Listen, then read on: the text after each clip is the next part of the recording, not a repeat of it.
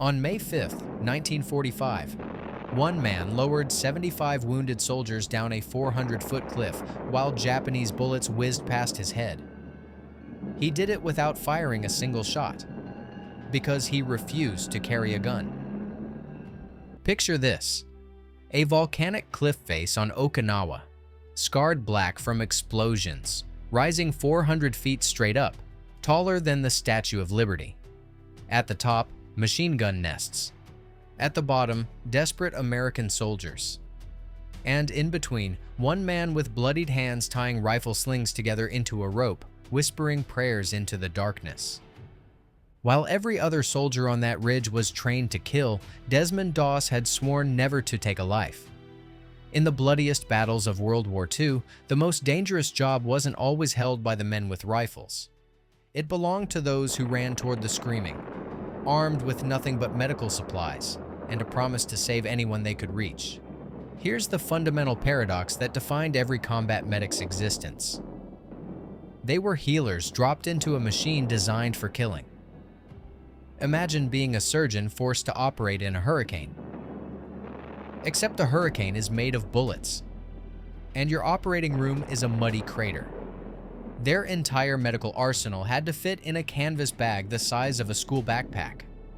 Inside, sulfa powder that fought infection like microscopic soldiers. Morphine syrettes. Tiny tubes marked with a bold M that turned agony into numbness.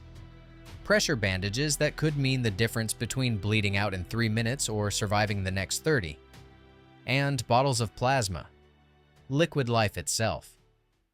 The Geneva Convention supposedly protected them. That red cross painted on their helmet was meant to be a shield. But here's what the diplomats didn't understand. When you're looking through a sniper's scope at 500 yards, that red cross doesn't look like protection. It looks like a bullseye. Kill a soldier, and you remove one rifle from the battle. Kill a medic, and you doom every wounded man in his sector. Enemy snipers had standing orders: target the medics first.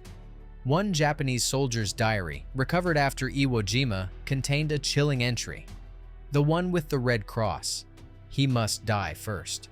Without him, 10 Americans die from their wounds. Think about that calculation.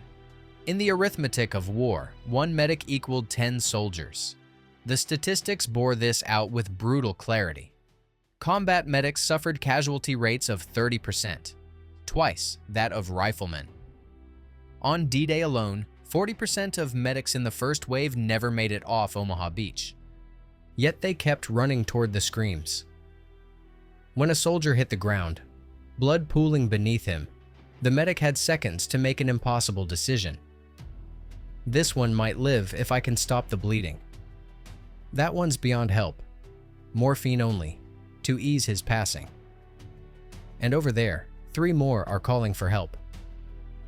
The golden hour concept wouldn't be formally recognized until Vietnam, but these medics knew instinctively. They had minutes, not hours. Every second of hesitation meant someone's son wouldn't come home. Picture the actual contents of their kit laid out. Carlisle bandages that could pack a wound the size of a grapefruit. Tourniquets that had to be loosened every 20 minutes or risk losing the limb. Sulfa packets that worked at the molecular level.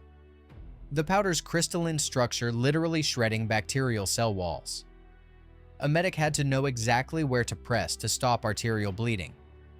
How to identify shock before it became irreversible. How to perform emergency tracheotomies with a pocket knife. But among these brave men, one medic's story defied everything the military thought it knew about combat. Desmond Doss walked into the Army recruitment office in 1942 with a Bible in one hand and a conviction that would nearly get him executed. A Seventh-day Adventist from Lynchburg, Virginia, he wanted to serve his country, but he refused to kill or even carry a weapon. The Army didn't have a category for someone like Doss. The classification system was binary. 1A meant you fought. 4F meant you stayed home. Doss insisted on 1AO, willing to serve in combat but as a non-combatant. His commanding officers thought he was either a coward hiding behind religion or mentally unfit for service. The harassment began immediately. While others practiced with M1 Garands, Doss studied anatomy charts alone. His unit would flip his cot at 2 a.m., forcing him to sleep on the barracks floor. They threw boots at him while he prayed. One soldier threatened to kill him when they got into combat. His own commanding officer tried to get him court-martialed under Article 15, refusing a direct order to carry a rifle during wartime. The penalty could have been execution. During a training exercise, Doss's captain ordered him to pick up a rifle. When Doss refused, the captain initiated court-martial proceedings. But the night before the hearing, Doss received a letter. His former commander from church had contacted military brass, explaining that forcing Doss to bear arms would violate the very freedoms America was fighting to protect. The charges were dropped, but the damage was done. His unit considered him a liability. Then came Guam, 1944. Under Japanese mortar fire, Doss crawled through a sugarcane field to reach 4 wounded Marines. As bullets shredded the stalks around him, he treated each man, then dragged them one by one to safety. A 30-yard journey that felt like 30 miles. By the time he finished, his uniform was soaked with other men's blood. Leyte, Philippines. Later that year, a sniper's bullet caught Doss's friend in the throat. While others took cover, Doss sprinted into the open, applied pressure to the wound with one hand while dragging the soldier with the other. The sniper fired 3 more times. All 3 shots missed by inches, kicking up dirt that coated Doss's face.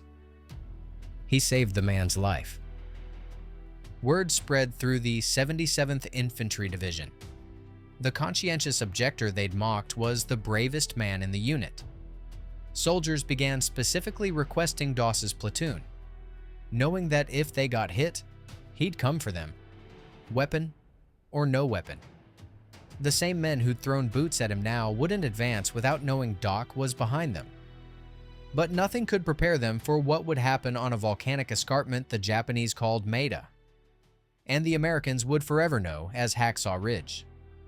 Picture a cliff face that rises 400 feet at an 85-degree angle, so steep that climbing it requires ropes and cargo nets. The Japanese had spent months turning it into a fortress. Machine gun nests carved into coral, mortar positions with pre-calculated firing solutions, a tunnel system that let them appear and disappear like deadly ghosts. This was Hacksaw Ridge. May 5th, 1945.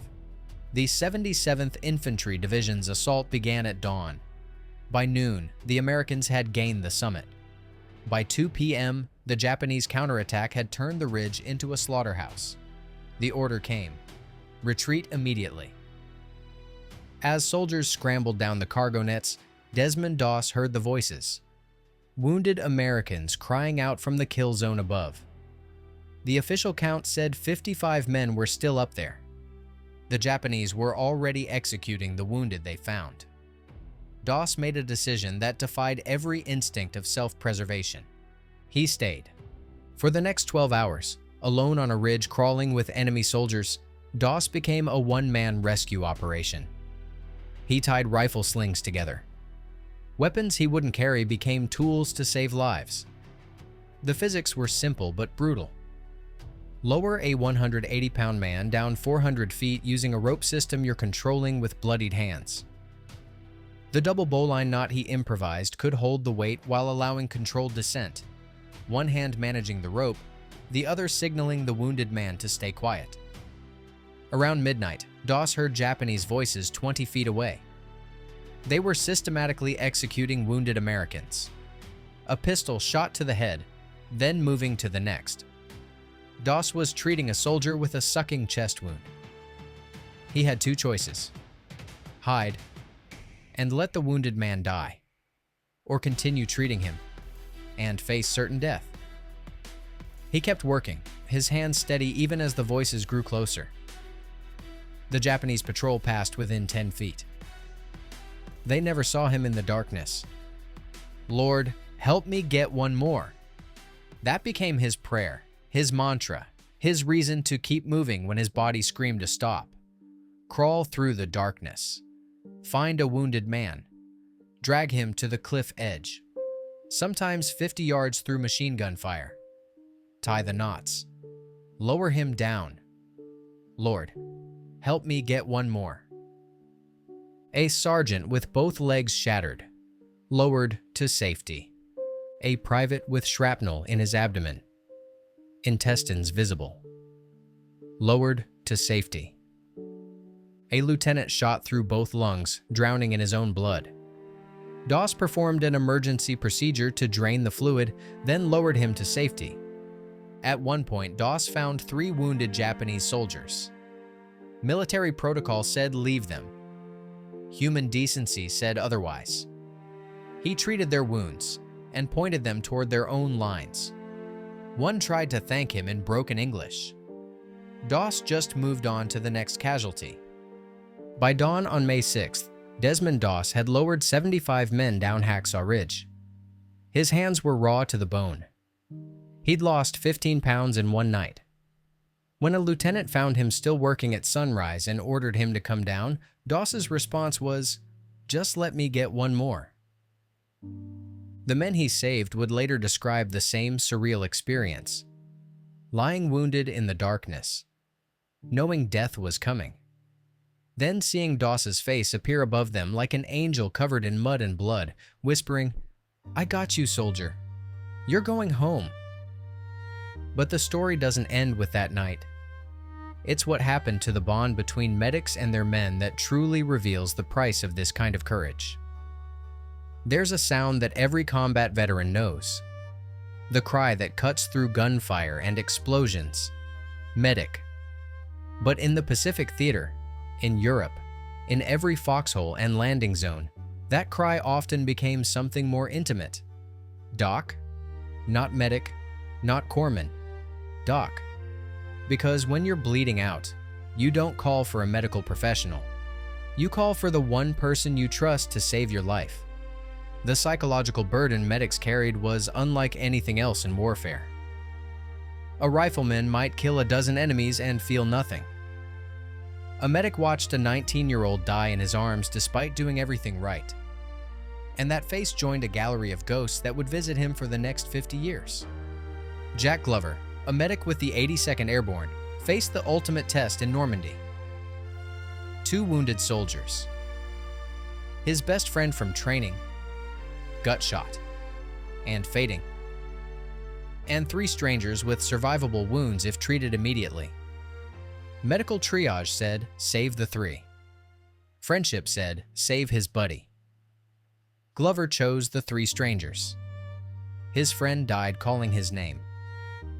Glover lived with that choice for 62 years, until his death in 2006. At his funeral, one of those 3 strangers, now a grandfather, stood at his grave and said, "He chose us. He chose right." But it killed a part of him that day. This moral injury, distinct from PTSD, became the hidden wound that medics carried.